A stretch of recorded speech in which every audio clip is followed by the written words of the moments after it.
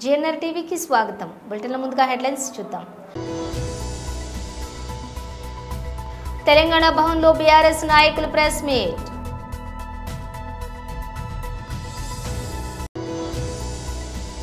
మీడియాతో మాట్లాడుతున్న ఎంపీ శ్రీ అరవింద్ ధర్మపురి.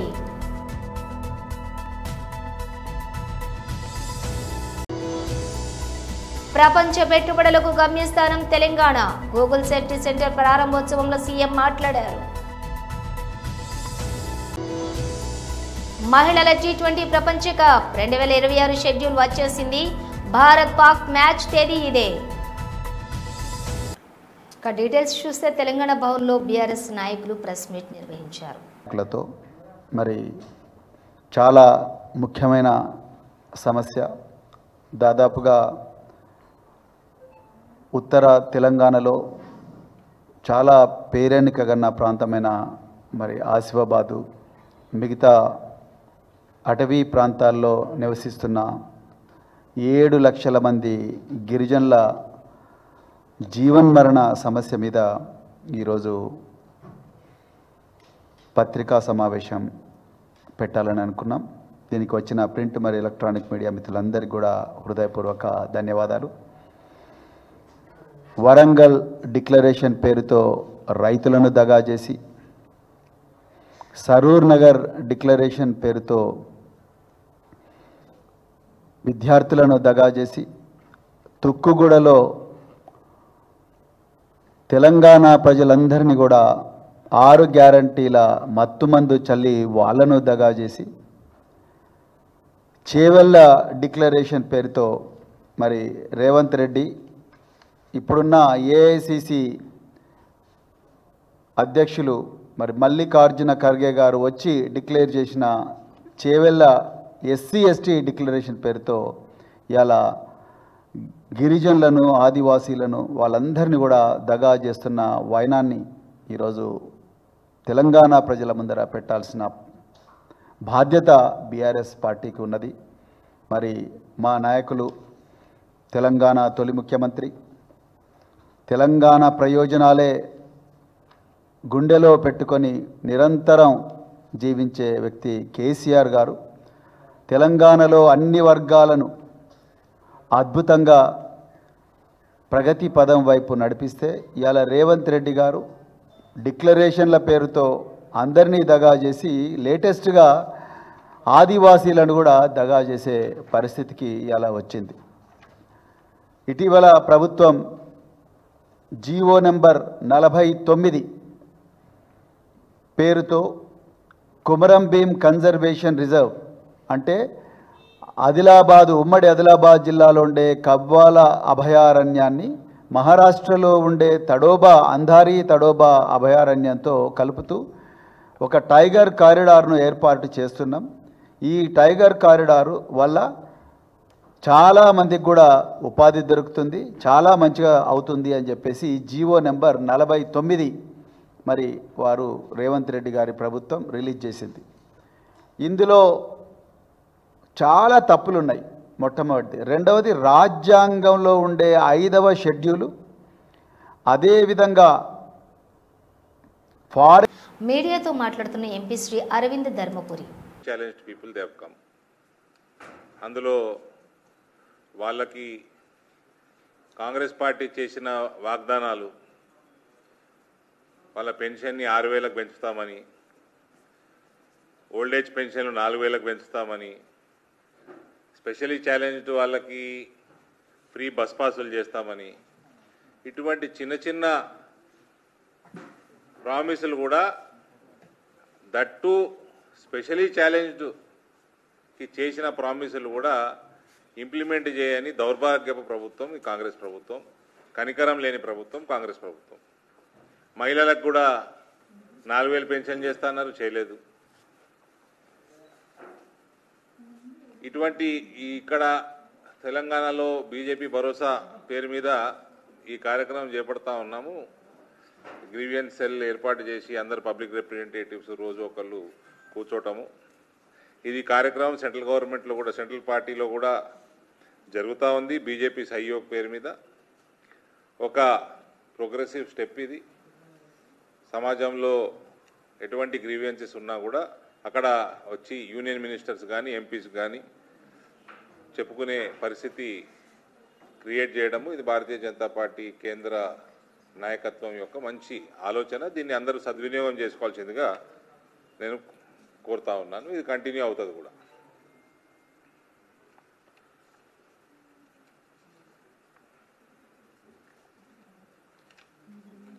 ఇటువంటి చిన్న చిన్న అంశాల మీదనే వీళ్ళకి డెసిషన్లు లేవు.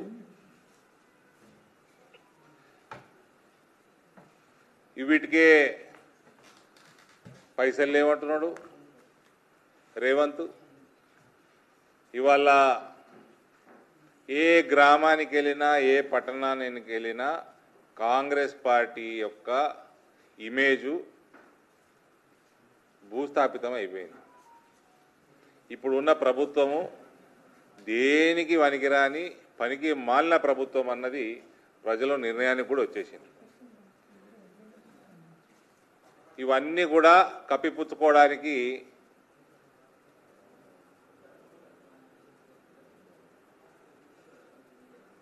ఉత్తమ్ కుమార్ రెడ్డి ఏదో ఎజెండా పెట్టుకున్నాడు. ఇవాళ డైవర్షన్ టాక్టిక్స్.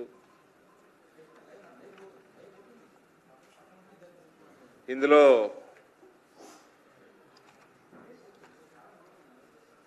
పార్టీ నిర్ణయం మేరకు 4 గంటలకి ఏం చేయాలో 4 o'clock ఉందా అయినా మీటింగు. ఇంకో విషయం ఇలా గ్రీవియన్స్లో తెలిసింది ఏంటంటే టీఎన్జిఎస్ పాపం ఫేజ్ 2 ప్రపంచ పెట్టుబడులకు గమ్యస్థానం తెలంగాణ గూగుల్ సేఫ్టీ సెంటర్ ప్రారంభోత్సవంలో సీఎం మాట్లాడారు.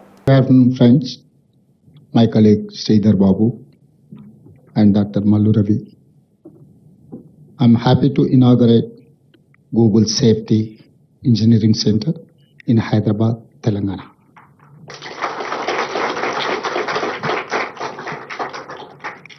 World has changed since the time Google started.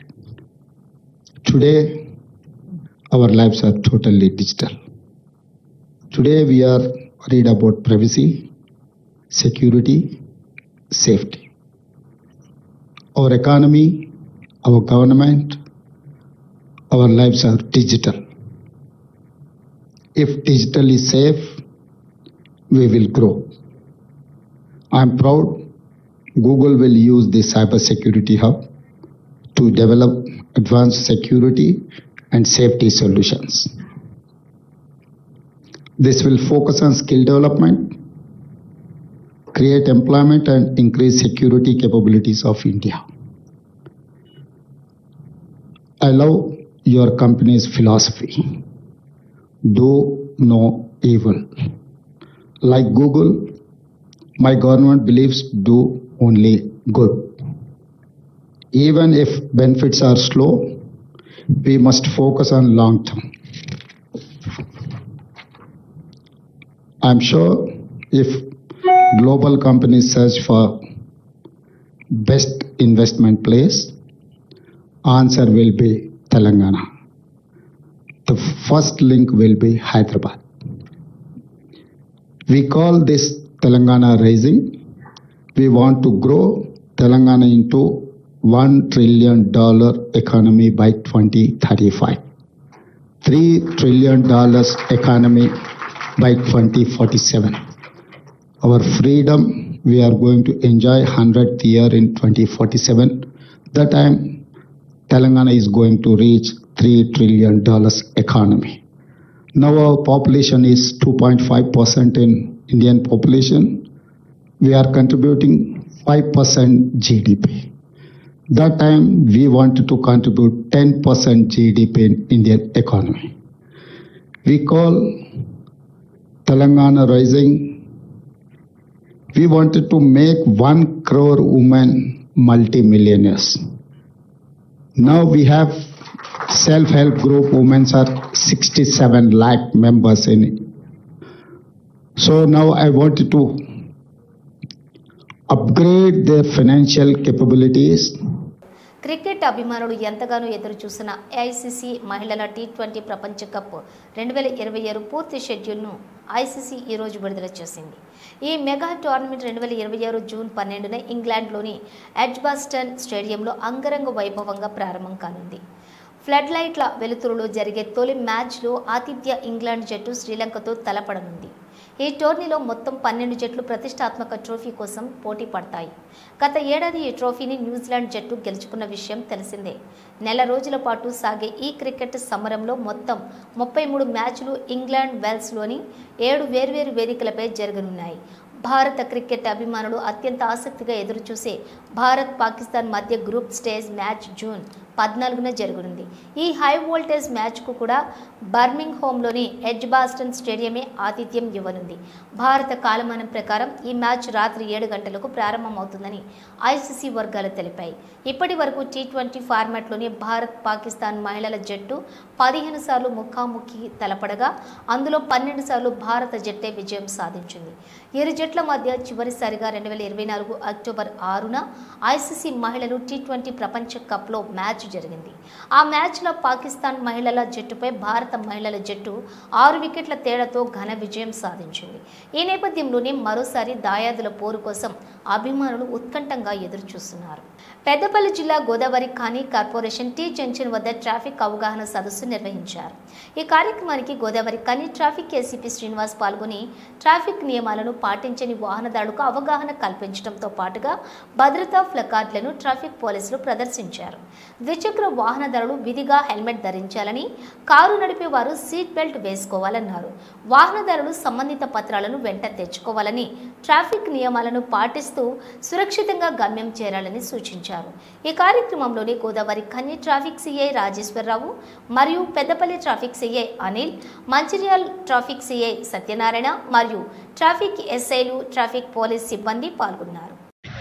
Ramagundam commissionerate ప్రజలందరికీ మా traffic police stations Mancherial, Peddapalli and Ramagundam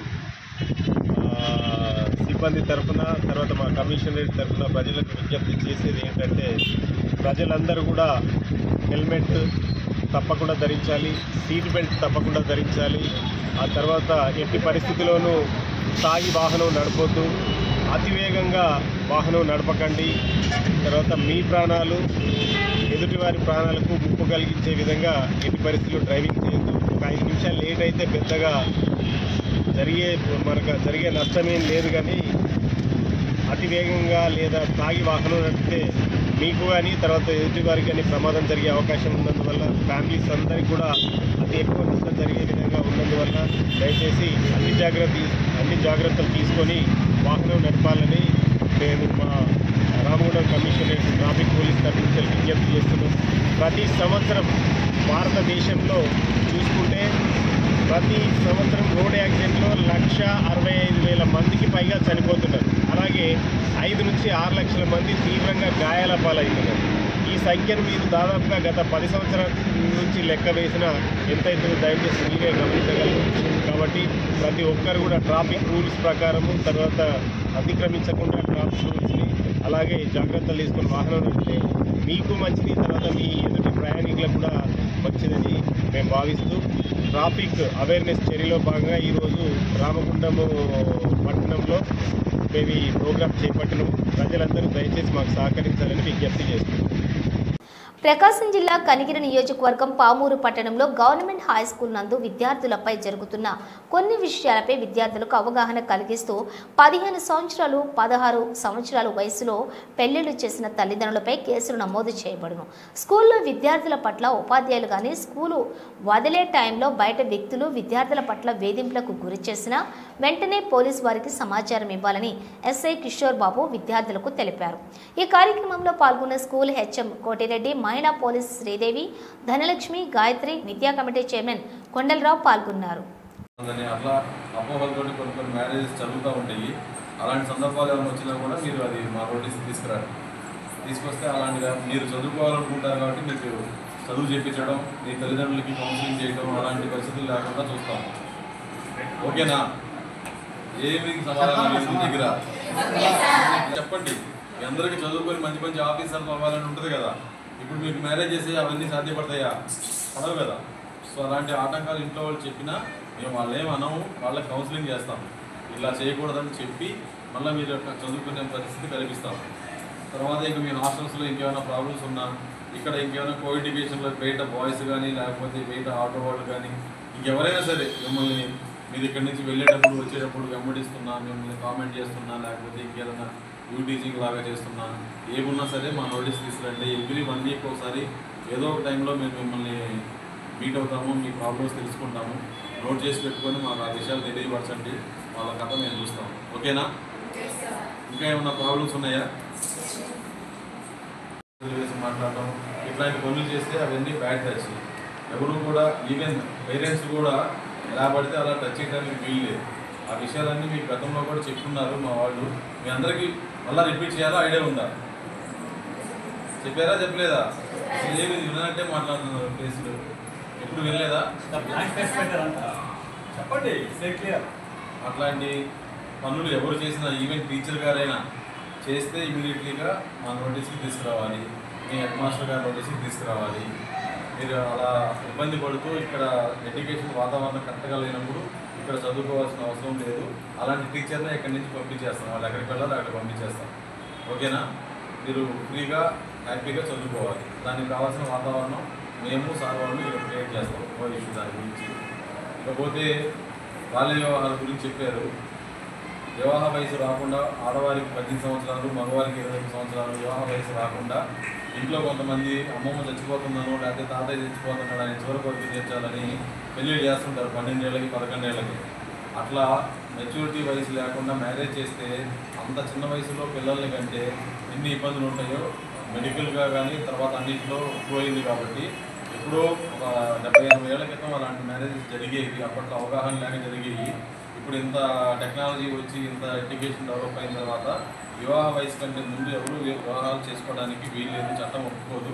అలాంటి పరిస్థితులు మీ ఇంట్లో వస్తే అది కూడా మీరు బయట మా వాళ్ళకి మాకు కానీ మా మహిళా పురుషులకు కానీ తెలియపరిస్తే మీ పేరెంట్స్తో మాట్లాడి వాళ్ళ దగ్గర వాళ్ళ కన్సల్ట్ తీసుకొని ఆ వివాహాన్ని ఆపించేయడం జరుగుతుంది.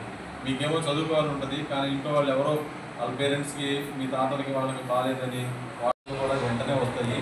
స్పీడ్ రైల్ మానిటరింగ్ కింద ఈ పోక్సో చట్టాలన్నింటిలో పెట్టిన కేసుల్ని వెంటనే ఛార్జ్షీట్ ఫైల్ చేసి వాళ్ళ మీద యాక్షన్ తీసుకొని వాళ్ళకి కంటిన్యూగా మానిటర్ చేసి జైలు శిక్షలు పడే విధంగా చర్యలు తీసుకుంటారు. ఓకేనా? తర్వాత ఈ 18 సంవత్సరాల లోపు బాలబాలికల మీద జరిగేటువంటి ఈ కేరళలో ఒక విచిత్రమైన దొంగతనం వెలుగులోకి వచ్చింది. గత నెల పాలక్కాడ్ సమీపంలోని ఒక హోటల్లోకి చొరబడినటువంటి దొంగ అక్కడే వంట చేసుకుని కడుపు నిండా తిని 25,000 నగదుతో పాటు ఇతర వస్తువులను దోచుకెళ్లాడు. ఈ ఘటనకు సంబంధించి పోలీసులు బుధవారం నిందితుడిని అరెస్ట్ చేశారు. మే 22వ తేదీ రాత్రి పాలక్కాడ్ శివారు ప్రాంతమైన చంద్రనగర్లోని ఒక స్థానిక హోటల్లో ఈ ఘటన జరిగింది. తిరువనంతపురం సమీపంలోని కేరళ తమిళనాడు సరిహద్దు ప్రాంతమైన మార్తాండంకు చెందినటువంటి శివకుమార్ అనే నేరస్తుడు అర్ధరాత్రి దాటిన తర్వాత హోటల్ వెనుక తలుపు పగలగొట్టి లోపలికి ప్రవేశించాడు. హోటల్లోకి ప్రవేశించిన వెంటనే శివకుమార్ నేరుగా వంటగదిలోకి వెళ్ళాడు. అక్కడ గుడ్లు కనబడడంతో స్టవ్ వెలిగించి ఆమ్లెట్ వేసుకున్నాడు. అంతటితో ఆగకుండా ఫ్రిడ్జ్లో వెతకగా పచ్చి బీఫ్ ప్యాకెట్ దొరికింది. దాంతో వంట చేసుకుని నింపాదిగా తిన్నాడు. దాదాపుగా గంటకు పైగా సమయం హోటల్లోనే గడిపినట్లు సీసీటీవీ ఫుటేజ్లో రికార్డ్ అయింది. భోజనం ముగించిన తర్వాత దొంగ హోటల్లోని ఇతర ప్రాంతాలను పరిశీలించాడు. ఆ క్రమంలో హోటల్లో యజమాని మర్చిపోయినట్లుగా భావిస్తున్న ఒక పర్సులో ఉన్నటువంటి 25,000 నగదును గుర్తించి దానిని అపహరించాడు. అంతేకాకుండా సమీపంలోని గుడికి చెందిన ఒక హుండీని కూడా దొంగిలించి రాత్రికి రాత్రే అక్కడి నుంచి పరారయ్యాడు. మరుసటి రోజు ఉదయం హోటల్ సిబ్బంది వచ్చి చూడగా బీఫ్ ప్యాకెట్ సగం వాడి ఉండటం, వంటగది చిందరవందరగా ఉండటం చూసి ఆశ్చర్యపోయారు. అనుమానంతో సీసీటీవీ ఫుటేజ్ను పరిశీలించగా దొంగ నిదానంగా వంట చేసుకుని ఆహారం తిని డబ్బులు తీసుకుంటున్న దృశ్యాలు కనిపించాయి. దీంతో మే 23న పోలీసులకు ఫిర్యాదు చేసి సీసీటీవీ విజువల్స్ను పాలక్కాడ్ పోలీసులకు అందజేశారు. పోలీసులు నిందితుడి చిత్రాలను పొరుగు జిల్లాల్లోని అన్ని పోలీస్ స్టేషన్లకు పంపించారు. ఈ యొక్క క్రమంలోనే ఈరోజు త్రిశూర్లో నిందితుడు శివకుమార్ను గుర్తించి అరెస్ట్ చేశారు. నిందితుడిని పాలక్కాడ్లోని జ్యుడిషియల్ మెజిస్ట్రేట్ ముందు హాజరుపరచనున్నట్లుగా పోలీసులు తెలిపారు. ఈ ప్రాంతంలో నమోదైనటువంటి ఇతర దొంగతనాలతో కూడా ఇతనికి సంబంధం ఉండేదేమోనని ఆ కోణంలో కూడా పోలీసులు దర్యాప్తు చేస్తున్నారు. బులెటిన్ ముగించే ముందు హెడ్లైన్స్ మరోసారి. తెలంగాణ భవన్లో బీఆర్ఎస్ నాయకులు ప్రెస్ మీట్.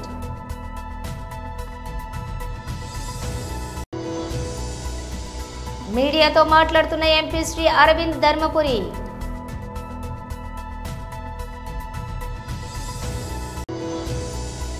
ప్రపంచ పెట్టుబడులకు గమ్యస్థానం తెలంగాణ. గూగుల్ సేఫ్టీ సెంటర్ ప్రారంభోత్సవంలో సీఎం మాట్లాడారు. మహిళల T20 ప్రపంచ కప్ 2026 షెడ్యూల్ వచ్చేసింది. భారత్ పాక్ మ్యాచ్ తేదీ ఇదే. ఇవి బులెటిన్ విశేషాలు. మరో బులెటిన్తో మళ్ళీ కలుద్దాం. అంతవరకు చూస్తూనే ఉండండి న్యూస్.